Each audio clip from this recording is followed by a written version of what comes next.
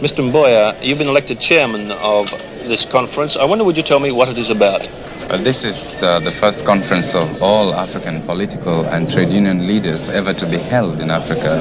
The purpose of it is to try and get all these leaders to come together and discuss African problems with a view, of course, to try and find out means and ways of collectively trying to fight against things like imperialism and colonialism, racialism, tribalism, and of course questions of boundaries between states and that sort of thing. So you believe in Africa for Africans? Well, I believe in Africa for the Africans in the context that there is a place called Africa, and that the people who live in that place must want to call themselves Africans. And by that, of course, I'm referring particularly to the non-Africans, the immigrant communities who have decided to make parts of Africa their homes, in South Africa, in French Africa, and in Eastern Central Africa. We believe that if they want to live in Africa, they must identify themselves with the Africans. They cannot live in Africa and still claim to be Europeans, Americans, or any other nationalities. This misunderstanding is when I said that Kenya was in such urgent need for unity and working together and stability that from our point of view and from the point of view of those Europeans who have decided to become Kenya citizens and to remain in Kenya, it is much better that those Europeans who have no interest in the future of Kenya and those who do not wish at all to work with us in Kenya in building the new nation should leave to leave us all alone to work out our problems with those Europeans who have decided to stay and forge our new relationships. I think perhaps this is what some people have misunderstood. But there is no question at all of our removing or expelling those who do not wish to become citizens. There will be countries with which, like in the Commonwealth, with which we have reciprocal arrangements, and others outside the Commonwealth, Scandinavian countries and other countries, who may wish to establish similar reciprocal arrangements or privileges for their citizens. And this is, in fact, what we intend to do.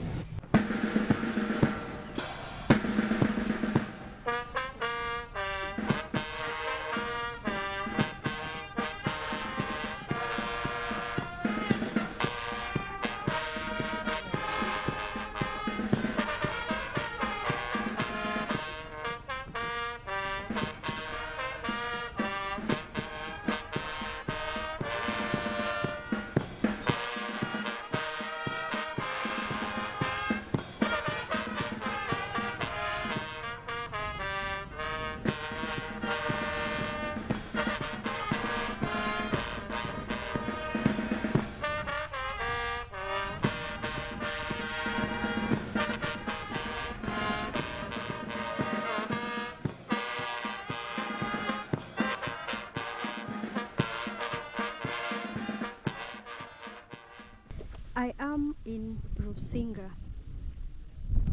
a home to one of the prominent sons of the Luo.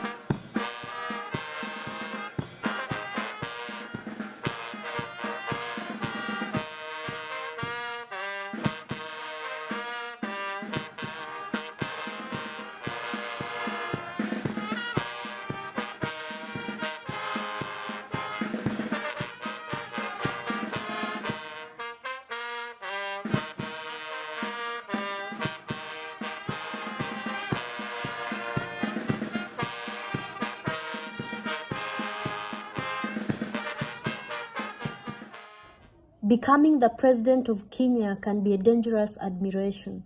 Several top politicians have been assassinated, killed, or their careers destroyed over plans that they intend to contest for the country's top seat. In the case of Kenya's first genius, Thomas Joseph Odhiambo Mboya, a man who lived ahead of time, it wasn't different either. And as Sir Humphrey Slate, the then Speaker for the National Assembly during the assassination of Thomas Joseph Mboya, would put it, It would take Kenya 100 years to get a person of Tom's caliber. 56 years down the line, 44 to go. Will this come to pass?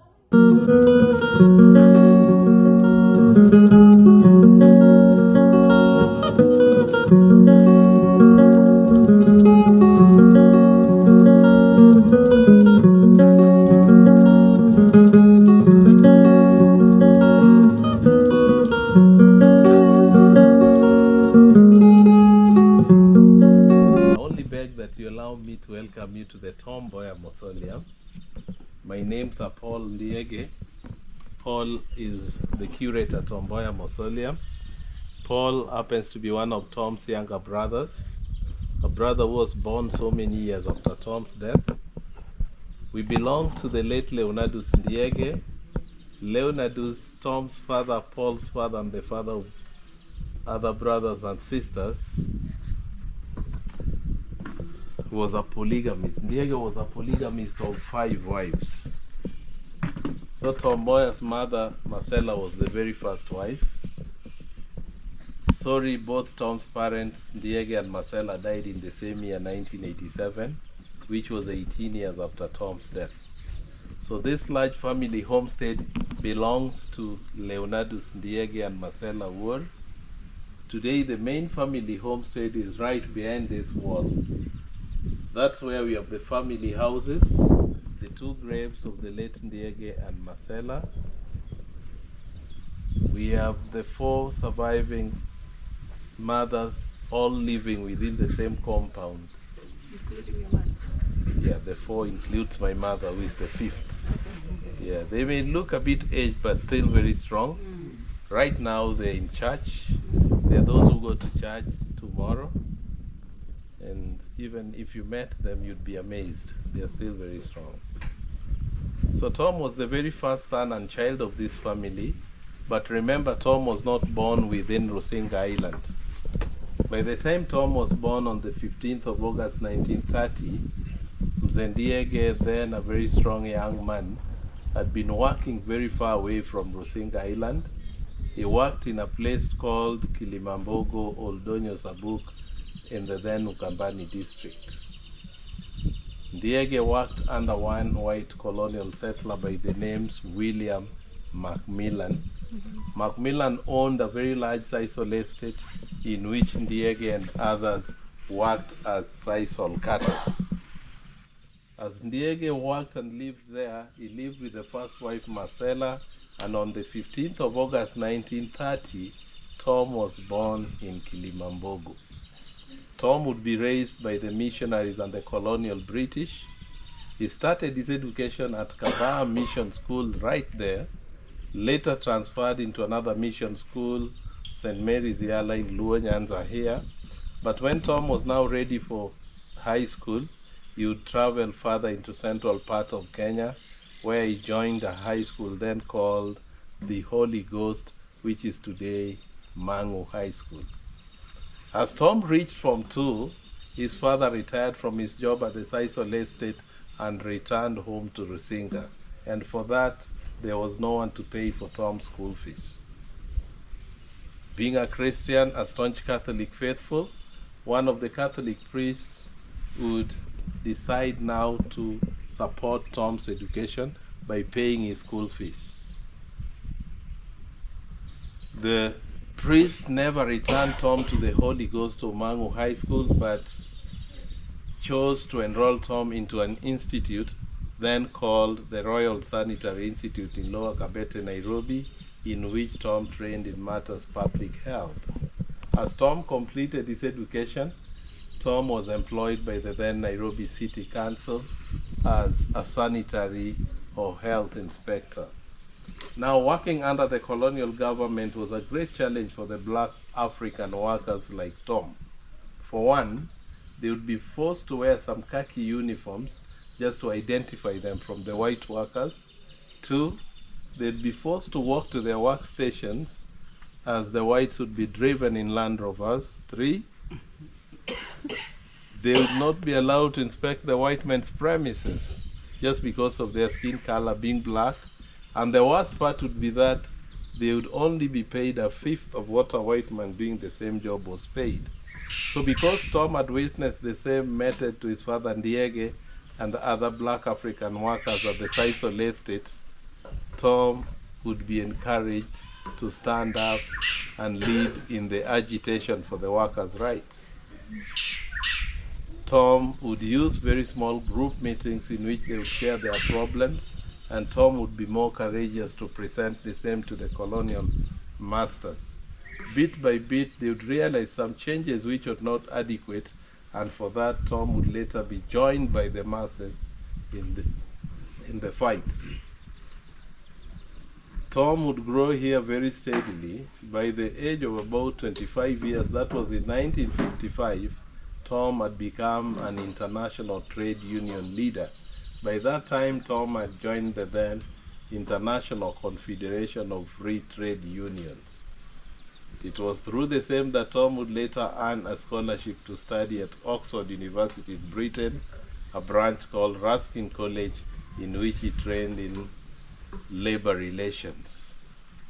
Tom would be more smarter here, he would be more brilliant, and for that, his own lecturers here would refer to him being the lecturer of the lecturers. But for the fellow students, they would refer to Tom being a white man in a black skin with a white man's brain. Tom would meet one given student from the US by the name William Scheinman, who highly admired him, and William had great connections back in the US to a committee then called American Committee on Africa, which comprised the greats like Martin Luther King, John F. Kennedy, and others. So as Tom completed his education here, Tom would get the rare chance to visit the US for the first time in 1956. He was in the US, had a stint with the great men.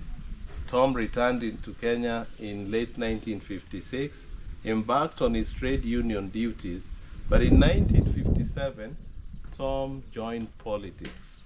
It was then that the colonial government agreed to co-opt few African politicians into the Legislative Council. Tom would choose to contest a constituency in the cosmopolitan Nairobi as opposed to the native Luo region where he came from. Tom had wanted not to be identified with a given tribe, and he stood for one Kenya, one people.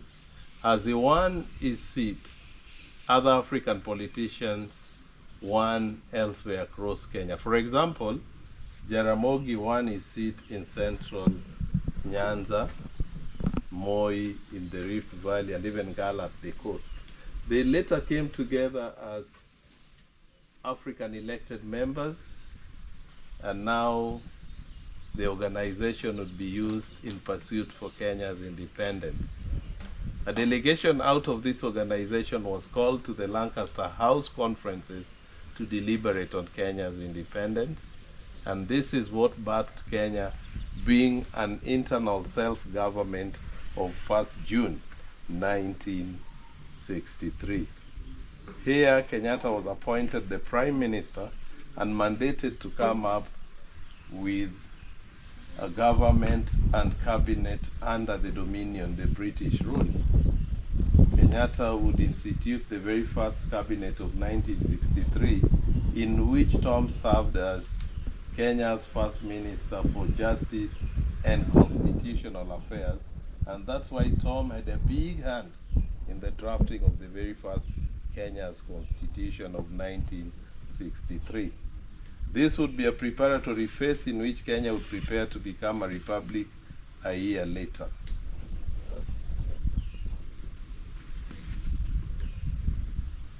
They had to come up with other things like the national flag of Kenya, which was designed by none other than Thomas Joseph Mboya.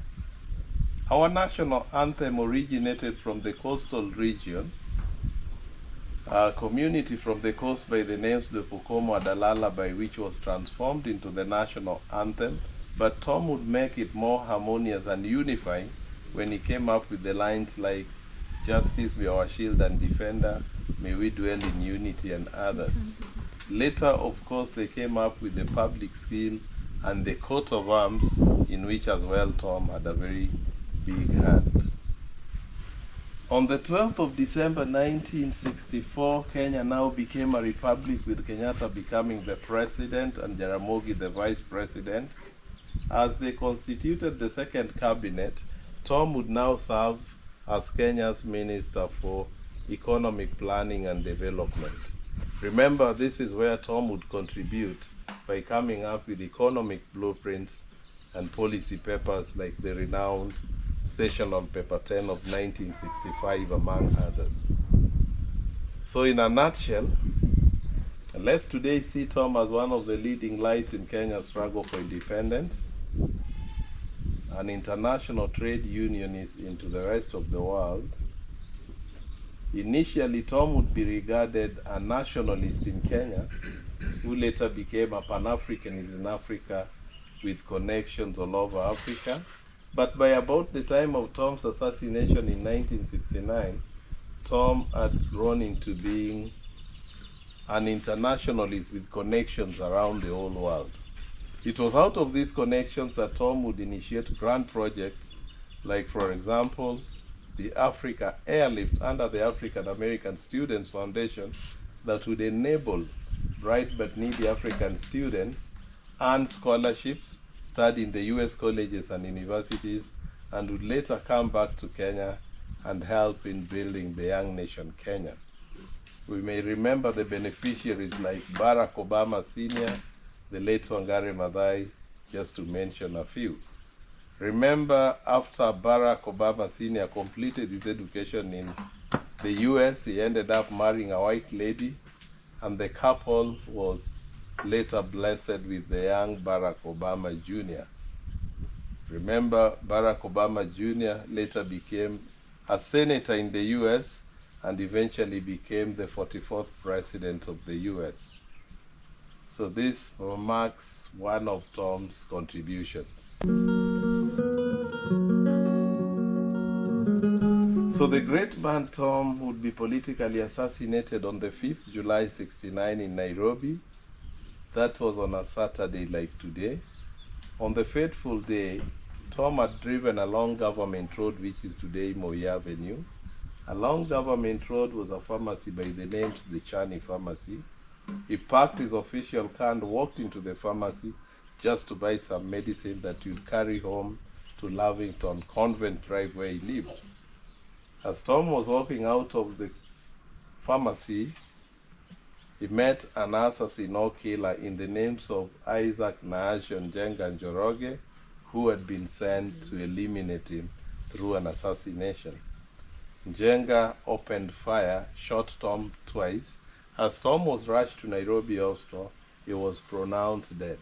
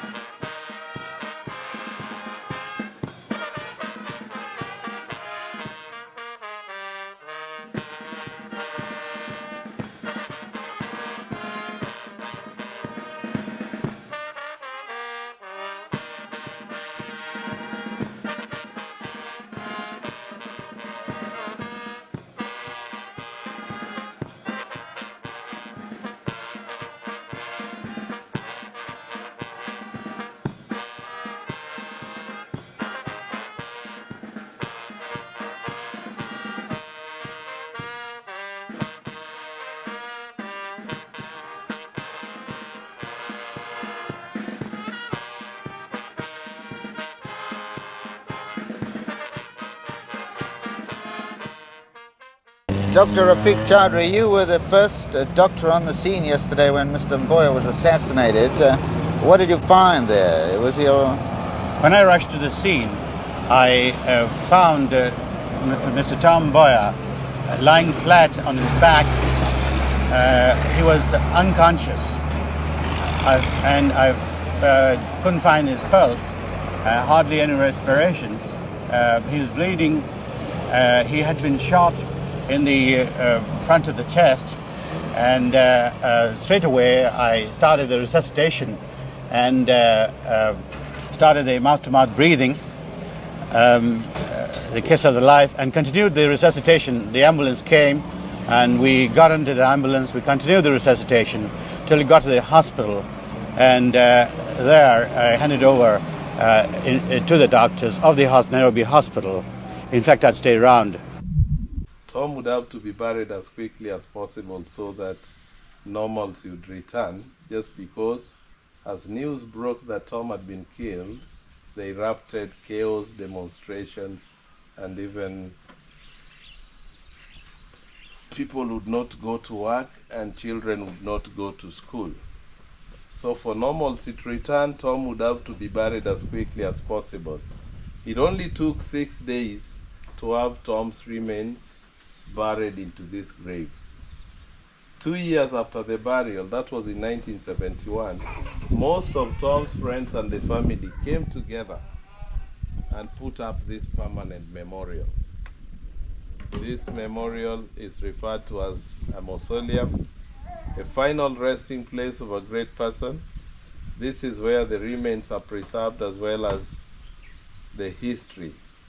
Today we have the gallery in which we have most of Tom's collections in terms of mementos, awards, honors, and name it. Tom had a very young family by the time of his death. The wife was called Ambassador Pamela Mboya. Pamela then lived in Tom's second house, which stood around here. Later, the family were relocated to a place of their choice in which they established their own homestead.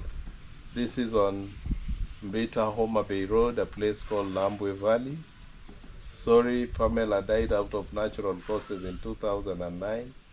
Traditionally had to be buried there, as well as the first son, Peter Obonyo Mboya, a brilliant commercial lawyer who died in a sports bike accident in 2004 in Nairobi. For the rest of Tom's sons and daughters, we have a caption of the family inside, which I'll explain about as we go in. It's believed that Tom's assassination may have been as a result of his high-profile and illustrious career as a brilliant, charismatic politician who had been seen as an obvious successor to the then President Jomo Kenyatta. It goes that in 1969, Kenya would be into an election. Within the same election, Kenyatta had hinted to his cabinet and government that he would not be contesting out of ill health and age. So Tom had been seen as an obvious successor by the people of Kenya and beyond, just because of what he had contributed and achieved to his people. The problem that occurred here was that within Kenyatta's government then had been a very powerful clique of men and women who had used their positions in power to loot the public resources, grab land, and even kill to have their own way. Now Tom would be the second president who stood for justice, and Tom would ensure that all the ill-gotten wealth would be reverted to the Kenyan people, and for those who had committed such ills, they would have to be presented to the courts of law in which they would be imprisoned. So this powerful group would not take this sitting. There are two options. The very first one was to try to change the Kenyan laws so that for one to contest the presidency, one must have attained the age of 42, merely because Tom was 39 then, and with that amendment, this would bar Tom from the contest. When this was presented to the floor of Parliament, it was shot down because Tom side had numbers.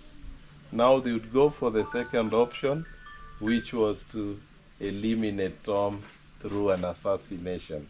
And remember, this was executed on the 5th July 1969 in Nairobi on Government Road, today Moi Avenue, as Tom had walked out of the Chani pharmacy.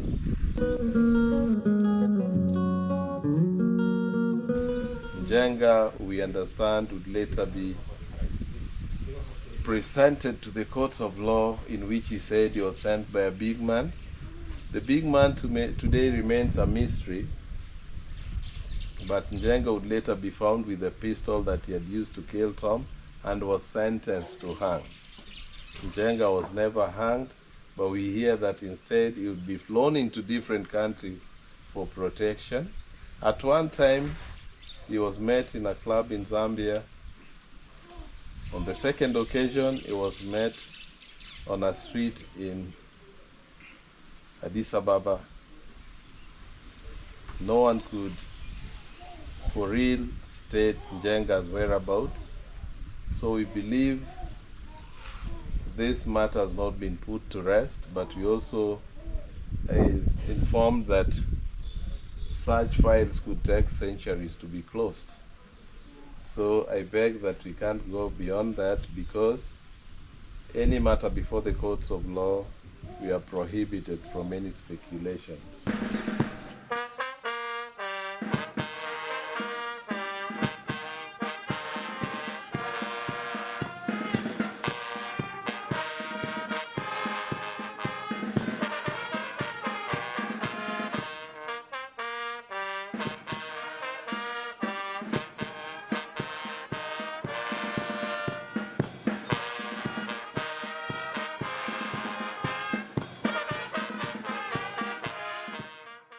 Morara was a member of parliament who lasted barely 9 months in the august house before death snatched him away. The young lawmaker, both in age and the political scene, is said to have given the government a 48-hour ultimatum to produce a convict who had assassinated Tom Mboya. But before the lapse of those 48 hours, Morara perished in a road accident. On Saturday, 12th September 1970, curtains on the life of a young and fiery politician came down. George Justus Morara, Member of Parliament for Mugirango West, was involved in a grisly road accident at Chavakali along Kakamega-Kisumu Highway when his vehicle had a head-on collision with another vehicle. The MP was driving back to his political base in the Kisii region. 51 years later, the cause of his death remains shrouded in mystery. 3 things remain at the center of this mystery: a parliamentary trip to Zambia, a 48-hour ultimatum to government, and a suspicious road accident. What is the real story? Did the young Morara fly close to the scorching political sun? Was he forced into a grave early? And will the truth ever be known? According to Hansard records from Parliament, George Morara made his maiden speech as MP Mugirango West on 10th February 1970 as the House debated a presidential address, marking the beginning of his fiery speeches in Parliament. In September 1970, Parliament's Committee on Social Welfare and Employment traveled to Zambia for official duty. It is said that as Morara was enjoying his evening at an entertainment joint, he came face to face with a man called Nahashon Njenga Njoroge, who had been found guilty of assassinating Tom Mboya on 5th July the previous year.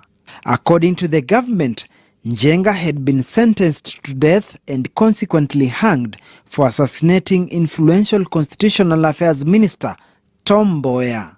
Morara was in deep shock. How could a man who was supposedly hanged be merrymaking in Lusaka, Zambia?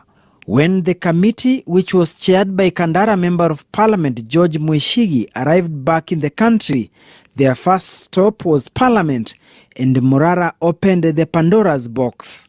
Government was given a 48-hour notice to produce Nahashon Njenga.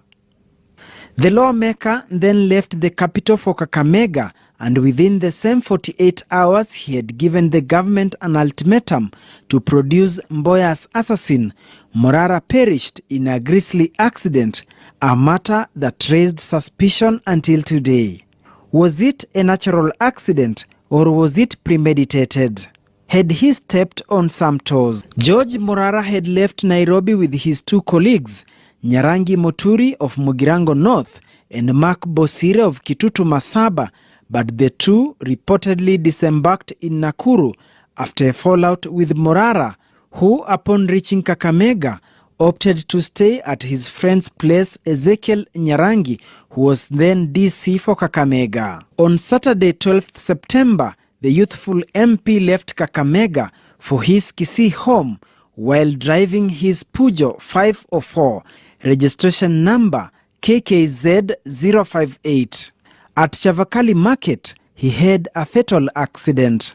His vehicle collided with a police Land Rover GK 1357 that only had one occupant, the driver by the name Constable Frederick Kugo. On Tuesday 22nd September that year, in his communication from the chair, House Speaker Fred Mati did not mince his words, saying, and I quote, "The late Honorable George Justus Morara, member for Mugirango West, on the afternoon of Saturday 12th September, died instantly as a result of motor accident.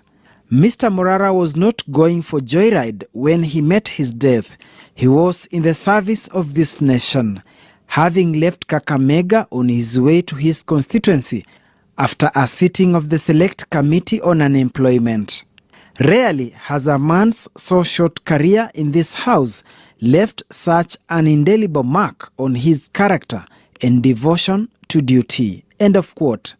It is a statement that perhaps in itself opened a can of worms against the government that was already under intense pressure. Rising on a point of order immediately, Mbita legislator Osingo Migure is captured on the Hansard, stating, "Mr. Speaker, when the late Honorable Member for West Mugirango, Mr. Morara, passed away, the Voice of Kenya informed this country that Mr. Morara had an accident. His car collided with a lorry. Now, the next day, sir, we received information from the press that Morara's vehicle collided with a government Land Rover. We have two conflicting reports, and members of the public are bound to know how the MP had an accident. We do not know which one is right and which one is wrong." End of quote. In his question by private notice, then Kimilili lawmaker Elijah Mwangali said, "In view of the fact that the late Honorable Morara died in a motor accident in which a government criminal investigation department vehicle was involved, and since this vehicle was attached to the Western Provincial Police Headquarters in Kakamega, will the government assure this House that police investigations currently underway on the cause of this fatal accident shall be done by an independent police team from outside Western Province?" George Morara was buried 5 days later on 17th September, a funeral that was attended by National Assembly Speaker Fred Mati, 6 cabinet ministers, and a section of his fellow MPs. Morara was a beneficiary of the Tom Mboya airlift program to the United States, and it is believed his assassination in July 1969 might have been a personal loss to him, and perhaps he could have paid his ultimate price when he smoked out Mboya's killer. As you'll be looking around, you'll be seeing other graves. The grave right behind the benches is a white man's grave. We earlier learned about Tom's fellow student, William Scheinman, from the US. Scheinman would remain a very close friend of Tom's and would even call himself son of Marcella, Tom's mother. He would keep visiting Rusinga even after Tom's death. But before death, he had written a will to the effect that in death, his remains be cremated so that part of the cremated remains are flown to Kenya and buried wherever Tom would be buried. So what he meant was that he had wished to be buried beside his friend Tom. So Tom would be killed in 69. William lived for another 30 years after Tom's death. He would be a frequent visitor in this compound on Tom's annual anniversaries. He also kept an eye into the project that Tom left incomplete. He made his last visit here in March 99. As he traveled home to the US, he died out of natural causes. As per the wish and the will, the remains were cremated, part of which were flown and buried right there. So initially his family would come, but today they are very aged. It's our family that organizes a low-key memorial every year in May for him, but the larger event remains Tom's 5th July annual anniversary. Beyond the inner fence are other graves. The Ndiege family, as polygamous, chose to have a grave site. Today we have a few of our kin buried right inside there. But for a kin, one would choose either to be buried within the family grave site or within their respective family homesteads. My bit ends here. I will have to walk you into the hall so that we learn more about the collections that we have inside. After that, we will be signing the visitors book as today's visitors. As we do that, I allow you to be taking photos and video. You could as well later walk onto the graveyard, take more photos. We since expanded. We have the walkways, the small office here, the washrooms down there, and the beautification in terms of landscaping. Here we urge you to only live at your own pleasure, but the longer you stay, the better. Welcome. Thank you. So we would give 2 or 3 minutes for any questions or anything to be added onto this. Then I walk into the gallery hall. Kuna mtu anaweza kuwa na swali ama maswali? Just a question. You did say that Tom's case is still in the courts of law. Yeah. Does it mean that the files are still open or they were already closed? We informed by those of legal minds that since this has not been finalized or resolved, the files remain open. The files could remain open for centuries. We don't know how many centuries, but as it stands now, no justice has been served as concerns Tom's assassination and the assassination of others like J.M., Robert Uganda and others. Yeah. But then as a family, have you taken any step to look for justice, or you said there's nothing that has been done since then?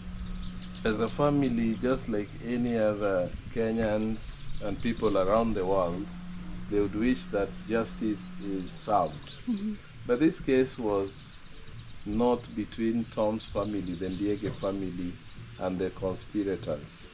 Tom died as state officer, for that it's the Kenyan state that should go to ensure that this case is finalized.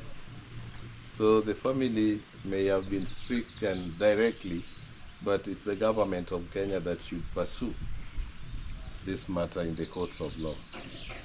Okay. Yeah, I have a comment. One, which is your good for what? How what exactly done? I, for one, by that time, I was a young boy. I was in school. So in the interior there, in the rural area, we had some of the Tom Mboya did, and how it was popular by that time. Okay. But now that we are in the rural area, we do not have a true picture of what was going on. Yeah. Otherwise, what we know, as I know, is that he was a true statesman. That was there. Thank you. Because he was among the leaders that were very popular in Kenya at that time. Yeah. Any compensation from any of the government, the colonial government? Actually, I think compensation could come after this matter is finalized through the courts of law. But this has not been the case. So to that effect, I'm not privy to any kind of compensation that has been made to the family. by the Kenyan government or the colonial government. I think that would come as the case is finalized. July this year, it will be 56th anniversary. All along, we can't cite any leader who has been pursuing this. Maybe they have been compromised in one way or the other. We have great names into leadership today that we do not even hear them talk about the assassinations of Tom, Jane, Kariuki, and others. Whenever new leadership comes in after an election, they forget about all this, but as they campaign, they do talk about ensuring that justice is brought home. But the moment they get into power, they forget. So we haven't seen any serious leadership pursuing the same from the regimes that we've had since Tom was politically assassinated in the Kenyatta senior regime.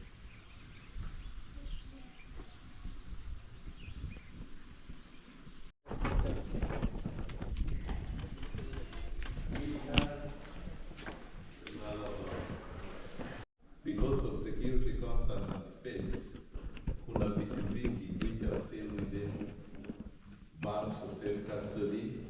We have family archives which are more secure in Nairobi.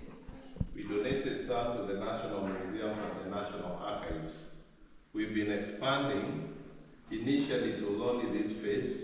We expanded, and by expansion we'll get more rooms to accommodate the rest of the collections and even better security. So maybe as we return here, you may find other collections that will make it more befitting and well stocked. Tom's signature portrait, the one he had taken a month to his assassination. We see Mzee Kenyatta was the president and the president of the ruling party. Tom was the Secretary General and the comrades of Tom. We have one golden stool that Tom sat on when he was made a Luo elder as he visited parts of Luoland, Uganda. He had gone to fundraise for a school called Sega Boys and Girls. After that, he was installed as a Luo elder. So I'll invite you later as you sign the visitor's book, you could sit on it. As you write, you shall have been made a Luo elder. Here, Kambas are the best in wood carving. So gifts from the Kamba community which he had visited. The Kisis do the soapstone bit. Another gift from Kisi. I talked of the briefcase that Tom was holding when he was shot. Maybe later you'll have a chance to have a look at the faint traces of bloodstains. Second cabinet of 1964, in which Kenyatta was the president and Jaramogi the vice president. Tom was then the Minister for Economic Planning and Development. By the time Tom was killed, they never had the bridge that connected the mainland and Rusinga Island. But initially they would use the KANUs. After the KANUs, Tom brought a ferry that was called the Chain Ferry, tied on the side of Mitan, the side of Rusinga, but was propelled by the pulley. It's the same ferry, get me that. It's the same ferry that would help crossing Tom's body. The ferry is on to Rusinga side. It's very shallow here. Ferry inaweza kwama, ndio gari sasa inaweza tembea ikachukua barabara into Rusinga home. We have the most recently used visitors' books. That beautiful clock was donated by former American ambassador to Kenya, Michael Ranabaga. He was in 2007, paid for innovation works and even availed funds for maintenance. We can see other collections. Tom's wedding was officiated by the then Archbishop John McCarthy. That was in Nairobi, St. Peter Clavers on Racecourse Road. That's the certificate there. We have other collections, artifacts from the coastal region. Here we will see the version of Tom's family so by the time Tom was killed in 1969, his family was very young. But this was taken much later in 1999, 30 years later. So Tom's firstborn is currently a High Court judge in Kenya, Justice Maureen. Peter is the lawyer who died in a sports bike accident. The thirdborn is Dr. Susan Mboya, who is currently married to former Nairobi Governor Kidero. So she is Dr. Susan Mboya Kidero, Lucas Mboya, and Tom Mboya Jr. The late Peter's wife is Gladys, surviving, Sigrid, the wife to Lucas, and Odero, a son-in-law, the husband to Justice Maureen Odero, the grandchildren of Tom by the time this was taken in 1999, 30 years after Tom's death.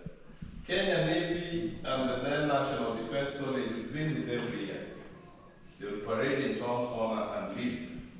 We have some of the press cuttings dating from as early as 1959 to the mid-60s. If you have time, you just pick and sit somewhere and read. The location of this place, Subaland, from homabay, you get to Vita Town onto the bridge. This is Rusinga Island. Within Rusinga, at R114 is the Tom Mboya Mausoleum in which we are today. There are adjacent islands at Takawiri, Mfangano, into others into Uganda and Tanzania. The painting was just given as a gift to Tom, but this is one of the nameplates that you find on Tom's office desk. It was a souvenir from the Chinese government. Maybe you notice the travels. The little sacred birds of Japan and honor from Japan. Honorary degree from Roosevelt University in Chicago. The very Kenyan national flag that draped Tom's casket.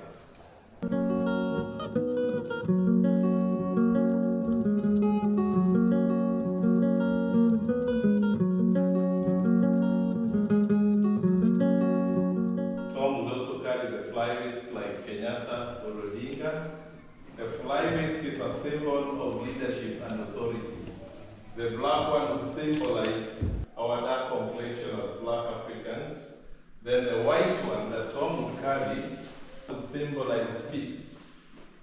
Tom and his colleagues had a band in the second cabinet which they called the Bachelor's Band.